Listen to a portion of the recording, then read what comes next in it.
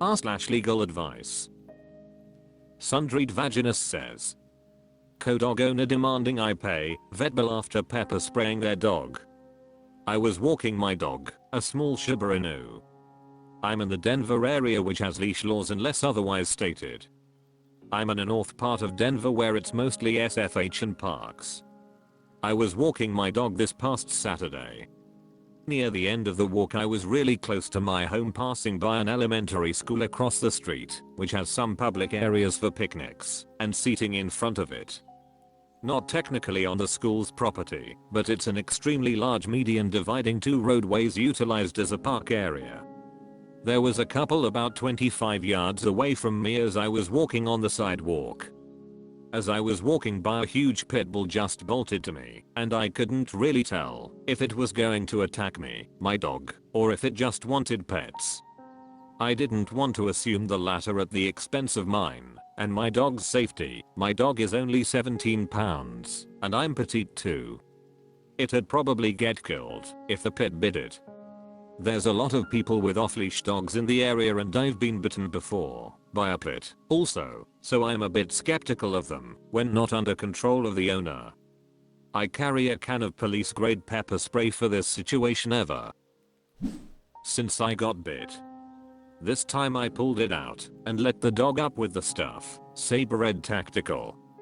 The dog stopped pretty abruptly and started coughing and looking extremely distressed. The owner was screaming at me, "What the frick did you do to my dog?"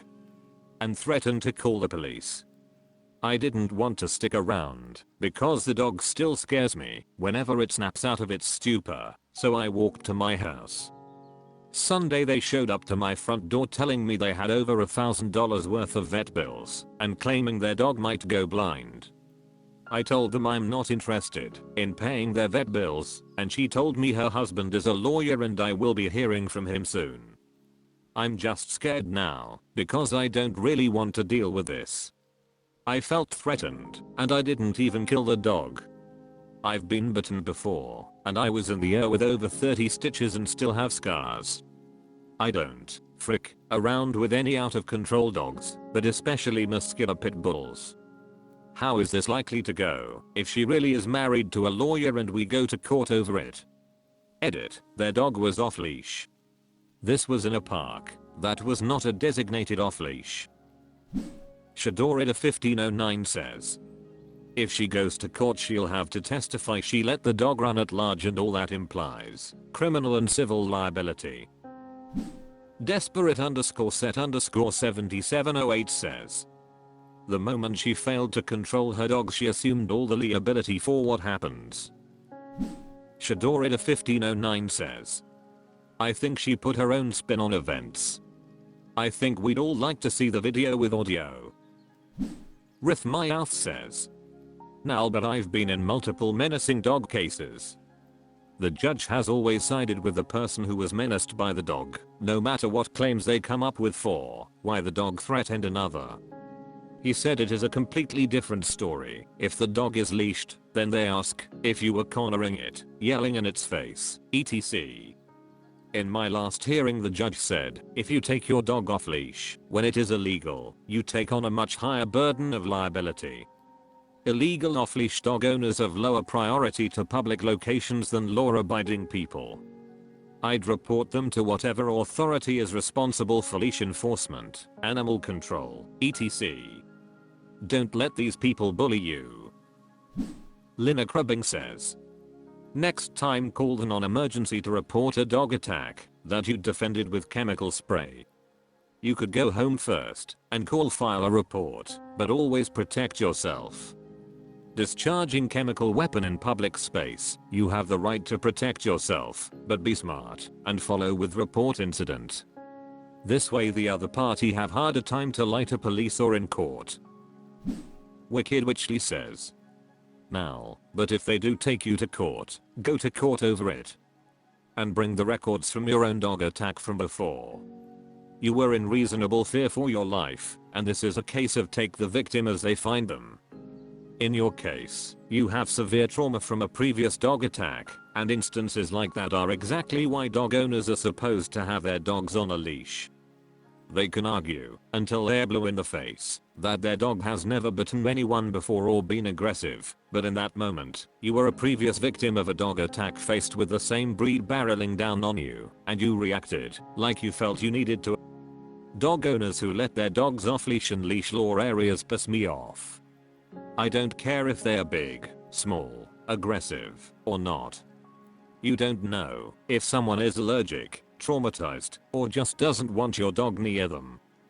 My friend had to punt a small toy poodle against a tree because it came out of nowhere at the park and latched onto her 18-month-old. It's not the size of the dog. It's the dog itself and the crappy owners. So yes, she can take you to court, but I sincerely doubt that she has any cause to claim since she had her dog off the leash and you were defending yourself and your property. People that actually like/love their dogs don't put them in positions to be hurt. R/legal advice. Tywin Lannister says, B&D at my hotel room. Yesterday 2 homeless people got into my hotel room while I was sleeping and stole my wallet, driver's license, credit/debit cards, and a few hundred in cash. I was staying at a resort-style hotel and the door to my room did not close and lock properly that night.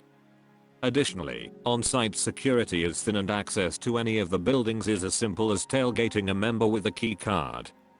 I woke up to unauthorized credit card charges and immediately realized what had happened. I called the first shop where my credit card was used, and the cashier was able to add the suspects and said they looked homeless. Hotel security advised me to file a police report and said they would check the cameras and get back to me during the week, as I had a flight back home that morning. It was loads of fun.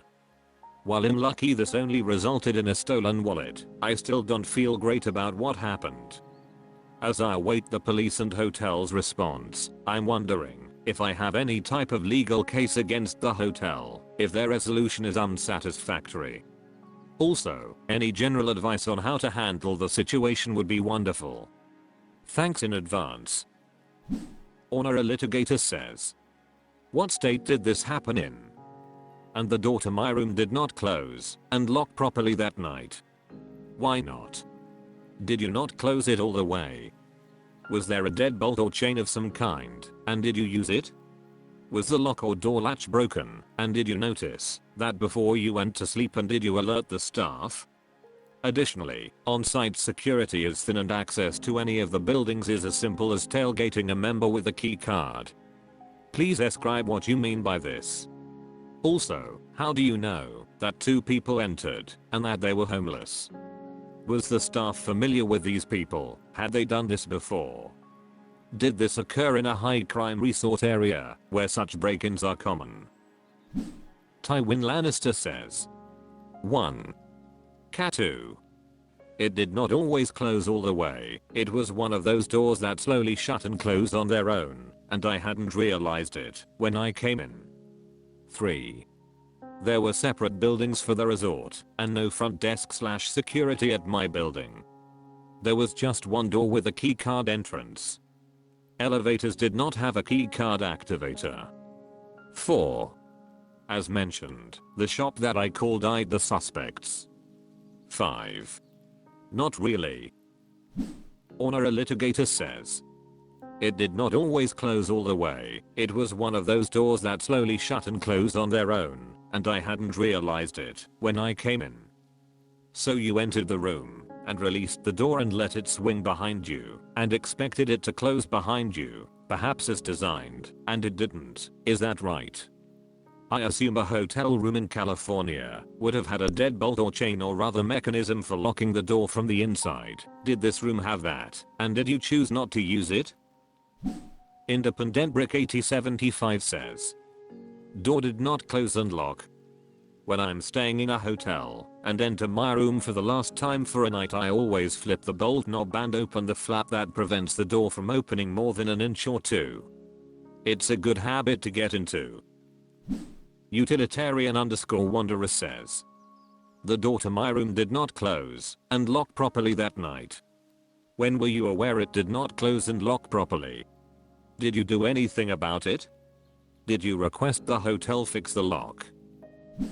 GIPA says, most states have an innkeeper's liability statute if a safe is made available for guests' use, either in room or at front desk. Hotel liability is capped at nominal amount.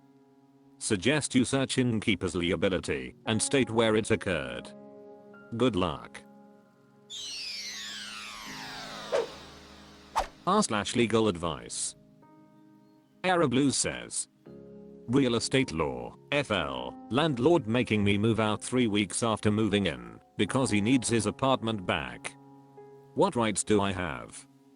Yesterday my landlord texted me and said that he is divorcing his wife and has nowhere else to stay, so he needs to move back into his apartment. I have only just moved in 3 weeks ago. I have not done anything to violate the terms of our lease. What rights do I have as a tenant? Is he even allowed to do this in the first place? Why is the world so cruel? I just unboxed everything. Redditosa1211 says, what is the term of your lease? Until the last day of your lease term you're entitled to say sorry, I have a lease. Blue says, 1 year starting this September. As the owner, is he able to terminate said lease? Redditosa1211 says, what in the lease gives him the right to terminate? Is there in fact something there? Thegudbani says, to add to what others said, also figure out what your dollar value is for cash for keys that covers the cost of new deposits, movers, and the hassle.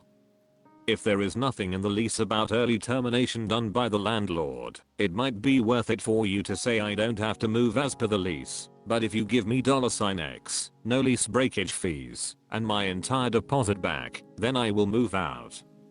And sign papers agreeing to this, if the landlord agrees to these terms so there is no BS later. Maybe the landlord has an emotional attachment to this place, and would pay you a few thousand extra to move. Everyone has a number. Find yours and communicate it. You should expect to move in a year anyways, and this way you might get a better deal. Push Thrall for Pain says, tell him to pound sand, or pay you a good amount to move out. Assuming you have a year-long lease. Dead_Daylight says, you signed a 1-year lease, he can't do anything easily. From here on out only communicate via text. If he calls you immediately say I'm not available to speak at the moment, please email me your concerns. And then hang up immediately. This is because once he realizes he can't force you to move, he's likely going to start trying to make up reasons to evict you, police violation. So you need to be able to prove the accusations are retaliatory. After that, go ahead and start looking for a new place, because while he can't break the lease, he doesn't have to renew.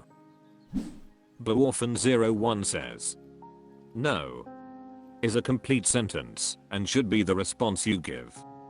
I would recommend keeping copies of the lease in some places that are not physically in the apartment, in case he tries a self-help eviction or tries to get the police involved.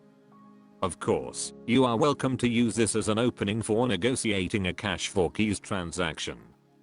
Consider asking for the full cost of moving, along with several months' rent, in exchange for voluntarily terminating the lease and moving out. If you do this, though, make sure you get the termination in writing, so he can't try to come after you for unpaid rent down the road.